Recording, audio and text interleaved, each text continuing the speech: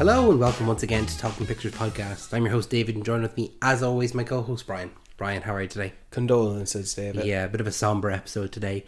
And before we jump into things, just want to remind everyone to tell your loved ones that you love them. Tell your loved ones that you love them and make sure that you're subscribed to Talking Pictures Podcast on all of your social medias as well as your favourite podcasting app of choice. We're going to be doing our bonus episode today on actors whose passing has affected us. So I think that's the way to describe it, David, because mine... I'll have to explain myself when I talk about mine. Yeah, no, I think that's fair. I think that the most recent one that comes to mind as of recording this is, well, there's two actually. I was going to say one and then another one popped into my head. So in the last week or so now, Liam Payne has died. And it was a real shock. I know he's obviously not an actor or anything, but like it was a real like, oh my God, this was a shock to the world. But most recently after that, or before that even, is Maggie Smith. She died, obviously playing Professor McGonagall, probably one of her most famous roles, as well as Downton Abbey. And there's just before her, then it was James Earl Jones. Yeah, like it's there's just so many actors that are, it's just a natural thing, obviously, that people are dying. With so many of our famous people now at the moment, a lot of them are in their elder years, so they're dying. As they're dying, it seems that there are more and more people dying so frequently, but it's just, there's some people that when they pass, it really does affect you, and it's memorable. Yeah, and sometimes when they die of an old age, it's more of a celebration of their career. Yes. Mm-hmm. But when they die unexpectedly or relatively young, well, it depends if you know of them, but like it's to some people it'll be a shame, but to others you're gonna be upset or affected in one way or another. And I specifically remember being affected by my picks. Mm-hmm. That I want to talk about. Yeah. Well, what about you? I'm the same, yeah. Some of them to different levels as well. I think, well, all three of them died when I was a teenager, and I had kind of a different level of, I suppose, understanding of what they were all going through and how they died, and especially later on. Yeah, and how that would affect me and how I've not dealt with their death or anything like that. Like, I didn't know them or anything, but just like how I view them after the fact, if that makes sense. Like how I view now when I'm watching them and seeing them, you know, what were they going through and stuff. So we won't delay it any further. So it's, as we said, a bit more of a somber episode, so it'll be less funny in this one or anything. But I think it's nice to give some shout out to certain performers who, not only it's nice to talk about them or listen to what we have to say on them, but also talk about performers who no one knows. Yeah, I'm telling you, if we have some listeners who do not know some of the people we're about to talk about, it's worth talking about this then. Yeah, absolutely. So one of my picks then would be Corey Monteith. I know that you wouldn't know him, but he was the main actor in the television show Glee. He was he played Finn, and he died relatively young. He died, I believe, of a heroin overdose. Now, the reason why it affected me, or the reason why I picked it, was because he died in the middle of the series in Glee, and he's the main character. He died during the show was ongoing in air? Yeah. So the show ran for 6 seasons. He died between seasons 4 and 5. Okay, so when season 5 and 6 were released, it obviously did not have him in it. It didn't, but it dealt with his death, and they made it so that it wasn't just that his character was gone or anything like that. His character died. Right. I think that the way that they treated it was incredibly respectful. It was like when you have a character like that who's like, he's the quarterback. He's transitioned from like the kind of leader of the Glee Club to he was the teacher of the Glee Club. Like he's transitioned into that role. How do you explain that he died of a heroin overdose? It's a very difficult thing to try and deal with. The way that they did it, I thought, was respectful in that, like, there's a character giving kind of a monologue and he's explaining that he died, and he has a line about how everyone keeps asking me how he died, and he says, I don't think that's important. I think that it's important that we just celebrate his life as opposed to focusing on his death or anything like that. And I was like, okay, that's, I think, an interesting way to look at it. Did you watch Glee, Dan? Yeah, I did. That's why it affected me, was because, like, I remember watching, like, he died in between seasons, and then the season opened, and I think it's episode 3 of the season 5, and they do like a showcase of him, and they're acknowledging it. It's the funeral, and they do songs that he had sung throughout, and like, I cry every time I see it. Like, it's a really emotional episode, you know, and the way that some of the characters deal with it. Like, he was going out with Lea Michele, like they were engaged, like they were to be married, and she plays the co-lead on that show, you know, and she's in it, and she's performing, and the way that a lot of the characters in it react is them, they've also lost their friend, you know, and so seeing them, their reactions to things are genuine reactions. I'm almost certain is like they just kind of let the camera roll, and whatever anyone was feeling on that day, they just let them feel it. So experiencing that and seeing other people's grief and seeing other people how they're dealing with it and reacting, that was the thing that affected me most, is obviously seeing someone die so young in such a horrible way, that they had an addiction that, you know, not many people knew about or anything like that, that seeing that and then seeing how other people, their close friends and family and relationships and all deal with that, was like, it's a really, like, it's just a sad episode to watch. And I think the on-screen interpretation of his passing, or acknowledging his absence, factors into how it also affects you. There's that one point where, because it was a character in an ongoing show. There's it's like I'm interrupting you, but it's like when you say goodbye to a character from one day and you expect them to see them next week, but you don't. They're gone. Yeah, like there's points where there's one character, and it's Naya Rivera. She actually has died now since as well. She is singing, and she starts crying like midway through, and it's like completely unscripted, like she just broke down, and the way characters are like getting up to comfort her or anything like that, and the way she reacts, it's completely real, you know. And so seeing those, and you're like, kind of after the fact, knowing that, it's really hard to watch. When did he die? So it would have been between seasons 4 and 5, so probably 2014 or 15. Jesus. So right, my next pick then would probably be Philip Seymour Hoffman. He, another actor, another person who died from a heroin overdose in 2014, I think. 2014. I think I'm fairly certain my third pick is also like 2013 as well. Like they were 14. all fairly close. There you go. So they're all from like the same time frame. But Philip Seymour Hoffman, he's one that, like I was saying earlier on, it's one that after the fact I kind of look back, and I wasn't as big of a fan of him when I was that age, because I just hadn't seen him in that kind of stuff. Yeah, well, you couldn't be. He was of a certain filmography, wasn't he? Yeah, that I just hadn't experienced yet. Yeah. And so now, after the fact, going back and seeing him and like watching his performance, and like, Jesus, he was just a once in a generation talent. Like, and we've lost him so early.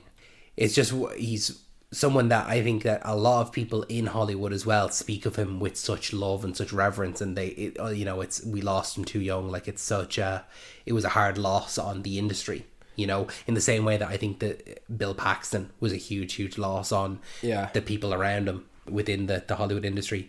He died before the Mockingjay Part 2 movie was released. That's where in fact, he died actually, I think midway through filming, I'm pretty sure. Yeah, so I'm sure they rearranged the character, but I wonder if I think there was maybe one shot where they used some digitalness to insert him in a certain shot. That's where I would have primarily known him from. I would have known him from the Hunger Games movies and Mission Impossible 3. That's the first thing I was exposed to him. He's the bad guy in Mission Impossible 3. The unlikely bad guy to go up against Tom Cruise. Yeah. Are you for real? I think maybe arguably still the best bad guy in that series. I like him. He's probably my favourite. Maybe not the best, but my favourite bad guy in that series. Yeah. But it's kind of one of those, like, after the fact, you know, in the years afterwards, anytime I see, oh, Philip Seymour Hoffman is in this, okay, that moves up to, like, I'm watching that, you know? Like, it's kind of someone that you kind of appreciate after the fact. Because you have a final number now on that. Exactly, yeah. There's only so many. There is no new Philip Seymour Hoffman film coming out. And his son is doing quite well.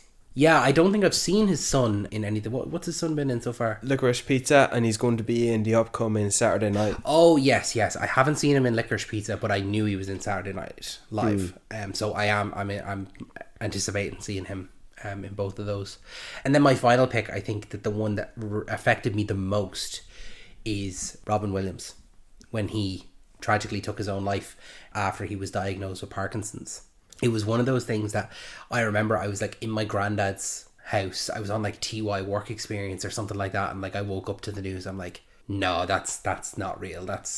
There's no way. It was just like one of those things where the way that he died does not fit at all who he was as a person. And only after the fact did I come to find out that no, he actually struggled a lot as a person. You know, he's known as being the funny Robin Williams, the guy that will always get a laugh out of everyone in the room.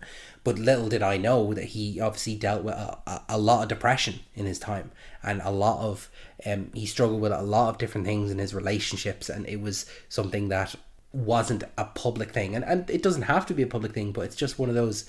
He's one of those people that when you think about, you don't think, how could this guy ever possibly be sad, because he puts on such a front, such a face of hilarity and humor and wanting to make people smile, that knowing then afterwards that, oh, he was really, really struggling and no one knew that, and he saw this Parkinson's diagnosis as, I can't live with this, and so he took his own life. It's incredibly sad. It's probably one of the most affecting deaths of an actor that in recent memory anyway. You said you woke up to the news. So did I. Yeah. I was in my bed, I turned on TV and I saw the news on, and they were talking about Robin Williams has died and he committed suicide. And I was not really exposed to Robin Williams. I didn't grow up really watching his movies. Everything I know of Robin Williams is now after the fact. Right, okay. So you were kind of similar to me with Philip Seymour Hoffman, Yeah, but even though I knew Robin Williams, I knew of him, I knew some of the movies he was in or the work he done. But most of everything I know of Robin Williams is post 2014, post when he died. And I didn't know he was close friends with Christopher Reeve. Yeah. And now seeing him pop up in the trailer in Superman, the documentary, that's going to be a double down on why it's going to be emotional, because he is there supporting his friend. After going through paralysis, yeah, and we know the fate of Robin Williams. When we see Robin Williams help support Christopher Reeve, how can we not think about his own struggle that he's going through? Yeah, it's hard. It's hard, and I think that with that, I think it's important. Just on a personal note as well, this isn't like a joke or anything like that, or like about movies or actors or anything like that, but I think that something that is important to do is that even though someone may seem fine, it's always important to be there for your friends and make sure that they're okay. If they need to talk, that you're there to listen and be an ear, be a shoulder to cry on. That everyone is going through something. Everyone, as complex as your life is, every single person that you see is going through just as much complexity. So it's important to be there for all of your friends and be there to listen. It's a touchy subject. It is a touchy, sensitive. It's not something that anyone wants to talk about, but it's important that we do talk about these things. Yeah. But those are my three, and I appreciate you letting me talk about those three. Well, I'm not going to interrupt you. No. Thank you for letting me talk anyway. But I'd like to hear about who you'd like to give a shout out to. Spotlight, I suppose. I don't know. It's a tough subject. But yeah, no. Who would you like to speak about? Okay, so I'm kind of cheating with my first one, but it's not a cheat because the meaning is the same. Because I've got two actresses I've chosen that I want to talk about, but the reason I've chosen them is of the same reason.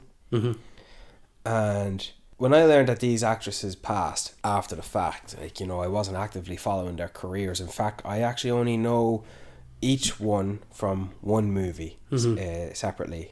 I know one from one movie, I know the other from another movie. And they've both passed, and they're both motherly figures. Yeah. Based in the movies I've seen them in.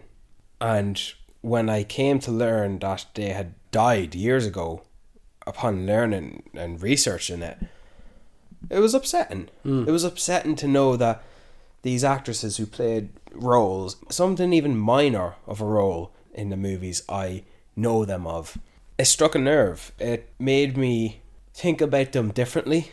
Because when I watch these movies now, I know that other actors that they're in the room with, working with, are still alive to this day, still working, whereas they're no longer here. They're no longer working. And those actresses are Marissa Strassman, who was Rick Moranis' wife in Honey, I Shrunk the Kids.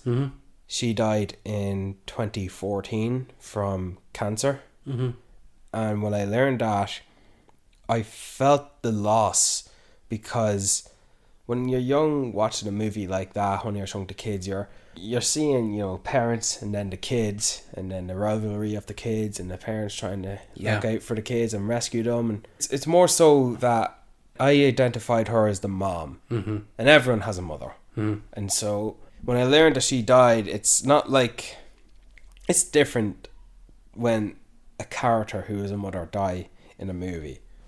When it's in real life and you know, well, for me, that I look at this actress as this character she plays, I feel like that character died because she died in real life. That's how I feel like with Marissa Strassman. And the other actress is Natasha Richardson. She was Liam Neeson's wife, and she was in The Parent Trap. Yeah, no, I know her. Yeah, that's actually probably one of the most famous stories of a big known actress to die in a skiing accident. It's it was one of those crazy things. I remember it happening. This was when she died. I remember it happening and not really knowing who Liam Neeson was. It was kind of a little bit too early for me. Yeah. What year was it? She died in 2009. 2009. So I wasn't really aware fully of Liam Neeson kind of as the actor. But yeah, no, they were on a skiing trip and she fell and hit her head and got up and was fine. Yeah, and, it was after the fact she started feeling pain, and then if she gone to the hospital, but she just got up and she was fine. She hit her head and she was like, oh no, I'm fine, I'm good to go. Continued on the day and was gone. Crazy that something like that can happen. It's like you have a deadline now, and it's for the same reason with Marissa Strassman. I see her as the mom in The Parent Trap. Yeah. And for the same reason that when I watch that movie and I know that she's passed as the actress, I now feel like that character is passed. I get you, And it's not about wanting to revisit these movies knowing that they can't bring these characters back unless they recast them. But the reason I chose them both is because the motherly figures that they are, looking after their children, being the parents that they are. I get you, yeah. It feels like the connection between the two in your mind is so strong that when the actor passes, the character has also gone. Yeah. And for any other reason, like, it's just not gonna... at the end of the day, it's just how you feel. Yeah. And that's how I felt when losing them. And I always, when I watched The Parent Trap and Honey, I Shrunk the Kids, that's just my thought. That's where I'm going to. Yeah. You know? So my next pick, who I want to give a shout out to, it's a very sad one because she died awfully young. She died at 32. Oh, wow. And it was in 1996. So before either of us were born. Yeah. Yeah. I remember where I was standing when I was reacting to learning. I was in the good living room and in my house, and I was just researching on Wikipedia, and I was looking up who the voice actors were from some characters and saw that she had passed. I think this could be 2009, maybe 2010, something like that. For me, so I would have been 12 or 13. I remember learning that this voice from this particular movie was, in my opinion, was quite noticeable, quite strong, but in a animated format. That when I wanted to know who they were now, they were no longer here. And I remember being asked a question by someone in my house, like, you know, my mother asked me a question, and I reacted negatively or badly because my mood was not in a happy spot. You were affected by it, yeah. I just remember feeling so sad for this person because I knew they were young. I knew they were young. And I learned that she died from slipping into a diabetic coma and had a stroke. Wow. Her name was Dana Hill, and I know her from the voice of Jerry in Tom and Jerry. Oh, movie. For the movie, yeah. Yeah. That's a movie I watched growing up. I just know it. When you watch Tom and Jerry as a child, those little 15-20 minute running cartoons of this cat chasing this mouse and this mouse foiling this cat who don't speak, all of a sudden you watch the movie and they're chatting away. Yeah. And they react to each other as you react to them speaking. Tom and Jerry speaking, what? That's the first time they spoke in a way that you have to take seriously. And when I was looking up who these voice actors were, because you know, this is like breaking ground here when you're exposed to it. Richard Kind voiced Tom. Yeah, I knew that. I knew Richard Kind. And that's why I went on to search who was the voice actor of Jerry. And not only was it a girl, but it was a very talented voice actor, as well as a child actor. And I couldn't find any interviews of Dana Hill voicing Jerry. Tom and Jerry is quite an iconic cartoon for lots of young audiences. And I think that's a bit of a big deal that is not going to be explored. Not only because maybe the movie was poorly received or it's dated in the middle of the 1990s, but also that she passed away before the year 2000. Like that's going back a while. And she was a child actress, and I think she was in the Hollywood system. That is not the way it is now. Yeah. But it was at a certain point. How the Hollywood system treated child actors and female actresses, especially young female actresses, like exploiting them in ways that are just vile and disgusting. Like, Hollywood is the devil that was to Dana Hill as the angel. Yeah, I know what you mean. The Hollywood system really corrupted her and her career, and I know there's so much that I haven't even explored in terms of the details. I'm kind of avoiding that because I don't want to know, because it's ended in an unfortunate tragedy. And the reason I've chosen her is because my reaction upon learning of her death, it's like you admire a performer in something as simple as voicing a character you've known all your life, and you identify that performer to that character. And when you go to seek that performer out, even just on the computer, you come to learn that she's no longer here. Yeah. And so that's why when I think of Richard Kind, I would often think about his time working on that movie and what would he remember of Dana Hill, because like, would they have done any promotion together? Yeah. Would they have worked together at all? Would he have known of her? Because I believe she did an awful lot of voice work before. Would they even have done their lines together, or would they have separately recorded them? Even I wouldn't have thought so. Even just a promotion, but I don't think anyone knows Dana Hill. I didn't know her initially, to be honest. Though I've got a feeling she would have grown up to live a longer life to become an exceptional voice artist. I would think so. That's just a guess, but I never know. But I know her, and I won't be forgetting her. Yeah. So my third pick that I want to talk about is someone who I thought I wanted to be my father when I watched him on screen, even though he was as bad as any gangster can be. I think James Gandolfini was the first actor I ever came to learn that I grew up with and that I knew of the work had died. When I'm alive, I know of certain actors who have died in the past, but James Gandolfini was the one who died first that I took notice to. Heath Ledger died after I realised it was him. Yeah. I knew the actor who played the Joker died. I knew that story. But not that it was Heath Ledger. Yeah. James Gandolfini I knew from The Sopranos. Yeah. And when I finished watching that show in 2010, 11, 12, I think 12, yeah. And he died in 2013, and any hope I had of a revival of seeing him come back in some form, gone. And this is the first. This was the first one of someone you were fully aware of. Yeah. And then they died. It's like what Robin Williams was for you. Yeah. James Gandolfini was for me. And I think he's one of the greatest actors of the generation, playing Tony Soprano. Anytime you see him pop up in other movies, it's great and all, but he's always going to be Tony Soprano. And he alone is worth watching, The Sopranos. And he's also got a son as well who's coming up, Michael Gandolfini. He's been starring in a few things as well. He was in The Many Saints of Newark, wasn't he? He was. He played a younger Tony Soprano in That's that. good. I think that even though I didn't see The Sopranos or Many Saints of Newark, I think that's a nice little touch just to... It is. Kind of complete the circle of having a young Tony Soprano, but keeping the legacy of the Gandolfinis. It does. It really does. And like, I don't know if you've seen other movies. Like, he was in The Taking of Pelham 1, 2, 3. He was in The Mexican, or is it The Gun? He's in a Robert Redford army prison movie. He was the warden of it.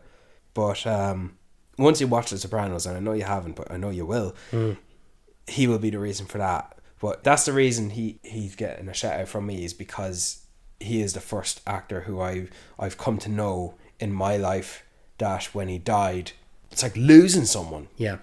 And you feel a connection to him, yeah. And you know, I was young enough as well. I was in Australia when I learnt of the news, and and I was just sitting there watching the TV, watching how that all unfolded. He died of a heart attack at 51, 52 years of age. Wow. His son found him as well. Shit. Yeah, not good. So that's who I've picked out that I want to give a shout out to. And I know it's quick and easy to say someone like Paul Walker. Carrie Fisher. Like there's so many, like there's so many we could have chosen. Yeah. I think these are ones that affected us in different ways. Yeah. And I think the next one that would have affected me was Paul Walker. But everyone has their own reasons, you know? Yeah. And it's just unfortunate as it is. But thanks for sharing. I appreciate you. Well, I've always wanted to talk about this. Like I wanted to give shout outs to some of these performers, even if there's not much to really go on about it. Yeah. I didn't want to pick this just to be all, you know, clickbaity for... No, this is for us. This is for, Thank you so much for joining me, Brian, and thank you for sharing that, and thank you so much for listening to this episode. If you have any suggestions for bonus episodes similar to this or in different veins at all, just send it into talkingpicturespodcast1@gmail.com. Make sure you subscribe to us on your favourite podcasting app of choice, as well as social media, to never miss an episode. We've new episodes every single Wednesday, as well as bonus episodes every other weekend. Brian, thanks so much.